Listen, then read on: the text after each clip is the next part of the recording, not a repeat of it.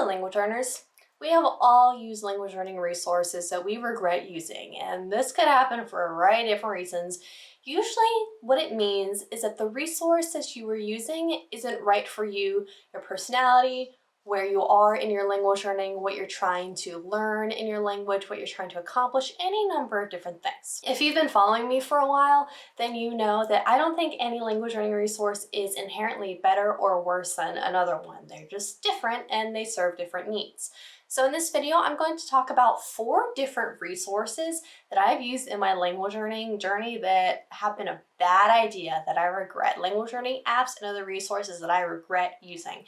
And I'm going to talk about why I regret using them and why they were just terrible for me, so that maybe you can learn a lesson from my mistakes. The first resource that I regret using is Duolingo for Spanish. And I know I've talked a lot about using Duolingo for French and how I enjoy using Duolingo for French, but this is what I'm talking about. Duolingo isn't inherently bad. It's not inherently like a poorly made app. It has a lot of great things about it.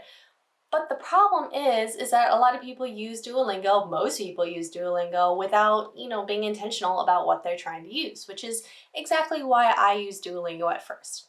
I use Duolingo for my Spanish because that's what you're supposed to use to learn a language. Whenever you start thinking about learning a language, you automatically go to Duolingo. That's what a lot of newbie language learners do. So when I decided that I wanted to improve my Spanish, this was after high school, so I already had like the beginner, like tener, ser, all those kind of basic verbs down and like sentence structure and whatnot. I already had that down, but I decided that I was going to use Duolingo, and that was a bad idea because I basically ended up reviewing things that I already knew instead of moving forward. This was before the Duolingo tree, the Spanish Duolingo tree was as extensive as it is now. It used to be a lot more basic and simple. Now it can be really helpful for intermediate, maybe advanced levels, but at that point it was still super beginner. So I was using Duolingo as an app for beginners, even though I was like past beginners. I was like just on the cusp of being an intermediate Spanish learner. Not only that, but I needed to practice speaking. I didn't really understand that I needed to practice speaking. I needed to get in the habit of speaking and learning to speak. And I didn't understand that. I came from the place that most language learners come from, I feel like, that you don't understand that in order to learn how to speak a language, you need to practice speaking the language. And speaking is terrifying if you've never done it before, if you've never spoken, if you've never learned to speak in a foreign language before. It is terrifying to do it for the first time. So heck yeah, I was avoiding it. I was super avoiding it. That fear mixed with my introversion, I was totally avoiding it. And so Duolingo seemed like an easy band-aid. It wasn't. It was really disappointing. It was really boring. I didn't choose it for the right reasons, like most of the resources in this video, but I definitely regret using Duolingo for Spanish because it was a waste of time. It was boring. It was not entertaining at all just because I wasn't learning anything new. And it wasn't actually giving me the skills that I was looking for, i.e. having a conversation, speaking, listening, really, interacting with language, really engaging with the language. I was mostly just kind of checking off boxes of, oh yeah, I know how to conjugate present tense. Oh yeah, I know how to conjugate ser, that kind of stuff. The next resource that I regret using is Baselang. And Baselang is very, very popular. It's not a bad resource, but you need to take Baselang with a grain of salt. So when I started using Baselang, it was after I came home from living in Spain. I came back to the United States after I had been in Spain for about 9 months, and I wanted to spend my time working on my Spanish, continuing to speak Spanish, practice speaking Spanish. And I started Baselang because, the way that it works is you pay a couple $100s every month and you have unlimited speaking practice. So that got rid of a lot of the excuses that came into my brain to, avoid speaking. I didn't want to speak on italki because, the more lessons you take, the more expensive it is. And also, I was following the gym membership ideology kind of thing. The idea that if you're going to be spending $75 a month on a gym, you're definitely going to go to the gym and start working out and you're going to get buff. Spoiler alert, that doesn't work. And that's one of the reasons why Baselang didn't work for me. Because just because I put that money down doesn't mean I all of a sudden, grew wings and was all of a sudden super confident in speaking. Because of that investment, I felt really, really obligated to practice my speaking, which was not helpful for me at all. That feeling of obligation that, I spent the money and I had this lofty goal of, I think it was like 3 conversations a week or something like that. I had this really lofty goal that I didn't think about at all. I just decided that seems really ambitious, and if I could do that, I'd be so proud of myself, and that was it. What I didn't think about is how stressed out it made me, how difficult it was, what I was trying to accomplish at all, because at that time, like 4 or 5 years ago, Baseline had a program where they had their, real life conversations, which I'm sure they still have, but they also had the official assessment to gauge your level of Spanish, and they had an entire program just for that. So I was going through that, where they had their own material where they would put you through and make sure to basically get you prepared to take that exam, which is fine, except it was not personal. I would try to get conversations with the same person every day, which if you've ever tried Baseline, you know that the more popular teachers, the better teachers are always the first ones to get, booked up. So it's pretty much impossible to get teachers that you really like. But I had this teacher that I really liked, but it wasn't so much, hey, what are you struggling with? What do you want to improve? Because that's not how Baseline really functions. It's kind of like, oh, you have this goal here, and you just kind of like go to it. And I don't know, looking back, I didn't really have a whole lot of say in what I was learning and what I was doing. I didn't really have a say in, how are you feeling about this? Is this too difficult? Should we back off a little bit? Because the stuff I was doing was really difficult. It was too difficult. So not only was I really stressing out because like I'm super introverted and it is hard to like have a Spanish conversation, but I was also stressed out because the material was way too hard and there wasn't much communication in the way of feedback between me and my teacher or any of the teacher that I could get at that time. It was just not very cohesive, not very intentional. That gym membership thing is just, I was putting a lot of pressure on myself, basically. I was putting too much pressure on myself.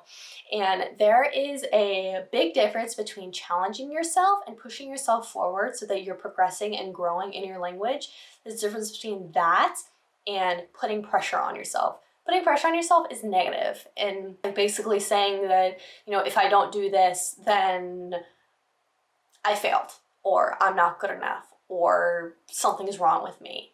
I was challenging myself too much. It was a lot. And in the future, I think I will try Baseline again, but at that point where I was, it was not good for me. It was too stressful. It was not fun. It was not very reflective of my needs, basically. So Duolingo and Baseline are the 2 apps that I have regretted using. The other 2 resources I'm going to talk about in this video are books. And there's definitely stories behind them, just like with Duolingo and Baseline, because no resource is inherently bad.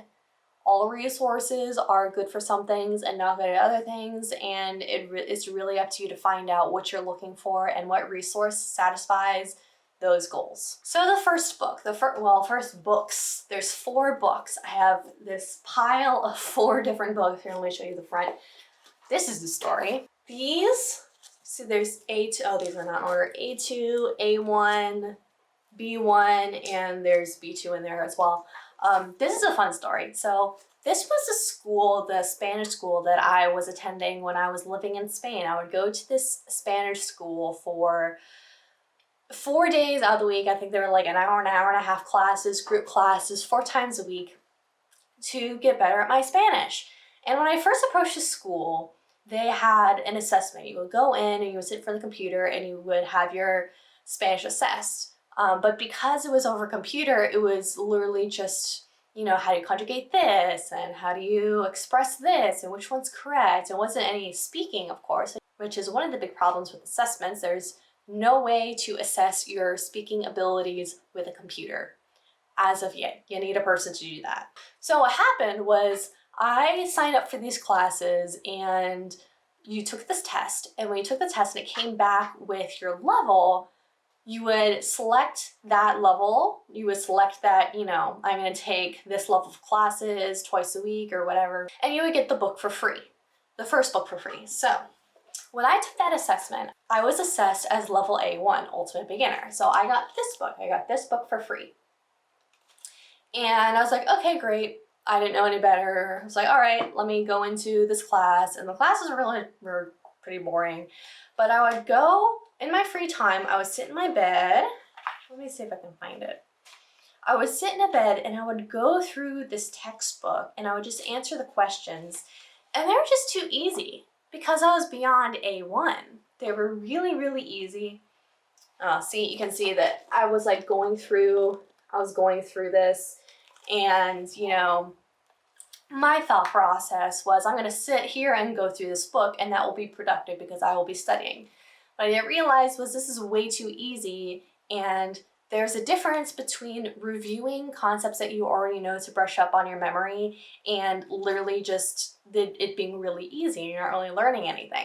So I think after a couple of classes, when I was going through this book, and then when the conversations were too easy, the subject matter was too easy, I was already too comfortable with the subject matter, I said, okay, I need to go the next level up. Well, going the next level up meant that I had to buy this book. And of course, I made the same mistake where I didn't look at the book before I bought it and decided that I was gonna be A2. So again, I would do the same thing where I would sit in bed and I would do the exercises in this textbook before realizing this is too easy. I already know the stuff very well. The conversations in the classroom were too easy. I don't remember how much these were. They're probably like $30 or something like that. So I quickly realized, okay, A2 is too easy for me. Let me go up a level and I will go to B1. Again, had to buy this textbook, bought it, and joined the new classes without even looking at the textbook. You see there, I was like going through the passages, and it was moderately easy. You know, I did a lot more in this textbook because it was definitely closer to my level. And I was really comfortable. And so at this point, one of my goals while I was in Spain was to progress through a CEFR level every month. So start with A1, go to A2, B1, B2, C1, C2, which I figured, hey, I'm living in Spain. I was only working 16 hours a week. So I figured this is a great opportunity for me to just like go ham on my Spanish and really just push myself. And I'm like, sure, I'll definitely be able to get to C2 in 6 months. No problem. It didn't happen, by the way. Anyway, so I was going through this book and I was like, okay, I'm comfortable enough with B1. I'm gonna go up to B2. Again, bought the B2 textbook, another like 30 euros or something like that. And the material was good. The material was more at my level. This textbook is definitely more at my level with grammar-wise and vocabulary and whatnot. The problem was that the conversations in class were too hard. Obviously all conversations were in Spanish because, you know, this is a Spanish school. This is a school to learn Spanish from, located in Madrid, Spain. So all the conversations were in Spanish, which is fine. But my listening comprehension and my speaking skills were not up to this point. And you know, this is pretty high level stuff, okay? This is the stuff that I talk about with my clients. As a baby language learner who would just kind of like, I literally just knew high school stuff, high school and college classes, which is not what you want to take for conversational fluency. I didn't understand the ideas behind these skills, so I was like, okay, great. So this is the material that I want to be studying. This is a material that is on my level. I feel good doing these exercises. But I would go into the classroom, I would go into these conversations, I would just be completely lost. My eyes would glaze over, everything was happening too fast, the conversations were a little bit too advanced, I was struggling. Well, this book in particular was not so much of a waste of my time because this was the level, like the grammatical level, vocabulary level. I definitely wish I had somebody in the school explain to me, oh, you know, is your comprehension level up to speed? Like, how are you feeling in the classes? Because What teachers won't tell you is that there is a giant difference between your ability to do grammar and read vocabulary and figure out context clues and be able to figure that all out verbally and being able to understand these conversations. There's a big difference. So that really kills that experience for me, just because it was just so like, I could do this material, but I couldn't talk about it and I couldn't understand it. And the conversations were too hard, and that was definitely a problem that held me back. The last resource that I regret using, looking back, this is so dumb, but it's worth mentioning. A, because it's dumb, but B, because there are people out there who I'm sure still do this, and I'm here to tell you, like, this is stupid, this is a bad idea, don't do this, figure something else out. This is the last resource I used that I regret using, a Spanish dictionary. With this dictionary, so this dictionary is Spanish to English. The first half is Spanish, and then the second half is English. Yeah, so this is a bilingual dictionary. And what I had the bright idea to do was go through the words in this dictionary and learn the words. Now, if you realize how dumb that is, great, awesome. If you don't realize how dumb this is, I'm going to tell you why. There's two main reasons why this was dumb. The first reason, going through and learning a bunch of vocabulary does not equal learning to speak. It does not equal being able to have a conversation and communicate verbally. They're two completely different skills. The more vocabulary you learn does not mean you will be able to speak more fluently. If you want to be able to speak and have a conversation, you need to practice that conversation. The second reason why this strategy was dumb is that even in your native language, you do not and will not know every single word in the dictionary. Unless you like purposefully learn every single word in the dictionary of your native language, you will not know them all, because we do not use them. It's just like, it is not natural to know all of the words in your language. You will know a lot and you will be able to figure a lot through context, but as a general rule, unless you purposefully learn and memorize every single word in your language, you will not know them. So trying to do the same thing with a Spanish dictionary or the dictionary in your target language is just as dumb. You will not need these words. These words will never come up. You'll learn them and you'll forget them because you do not need them. Your brain will just kind of like throw them away, because that's what brains do. Brains throw away what it deems to be useless information. It throws away what it doesn't need so it can make more room for important information that you do need. So that being said, this was a terrible idea, and I cannot tell you why I decided to do this. I don't know why. It was thoughtlessness. Honestly, the reason behind all of these resources being resources that I regret using is 100% thoughtlessness and not being intentional about what I wanted to accomplish and where I was in my language learning and who I am as a person. This was all completely thoughtless and just like dumb. Don't do this. Please God, do not pick up a dictionary for the purpose of learning all of the words in your target language and thinking that that will teach you how to speak. You will not learn how to speak by memorizing all the words in the dictionary. That is all I have for this video. That is, looking back, I cannot believe the things that I did. At the same time, I can, because, you know, nobody was around to teach me these things. I had to learn these things for myself, which is why this is what I teach you. This is what I teach my clients, because there's nobody around to teach us these things that are like common sense if you have experience in the language. In the comment section below, let me know what resource you have regretted using and why. Looking back, what is one thing that you wish you hadn't done? One thing that was a waste of time in your language learning journey? I'm very interested to know. Otherwise, make sure you subscribe and hit the bell to be notified when I post a new video every Wednesday and Sunday. Have a wonderful day, and I will see you next time.